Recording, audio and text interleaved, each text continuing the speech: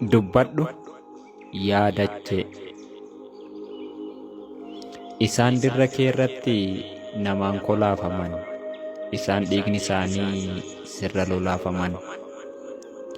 Maaf calliftee teessaa akka dhidhimsite, maaf dhoksuu barbaadda dhugaa liqimsite. Dubbadhu yaadachee.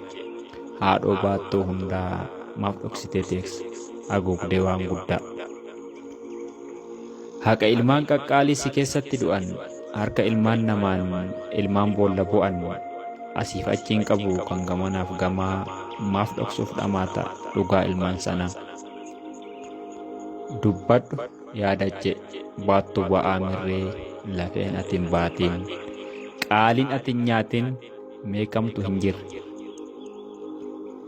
Ilmaan fuula kee irratti dhandhaman dararaa, maaf dhoksitee teessaa haqaaf dhugaa jaraa. Dubbadhu yaadachee. Haadhoo baattuu maraa. Warra dhugaa dubbannaan rasaasni laatan, warra quuqqaa sabaaf sirnoota nyaatan.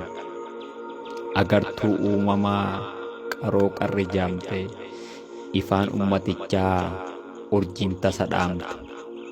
Osoo jiruun quufin kan du'aaf kudhaamte, falmitoota sirrii isaan duuti waamte. Dubbadhu yaadachee. Waa'ee ilmaan keenya warra cubbuu malee siif kaffalan beenya. Dubbadhu yaadachee.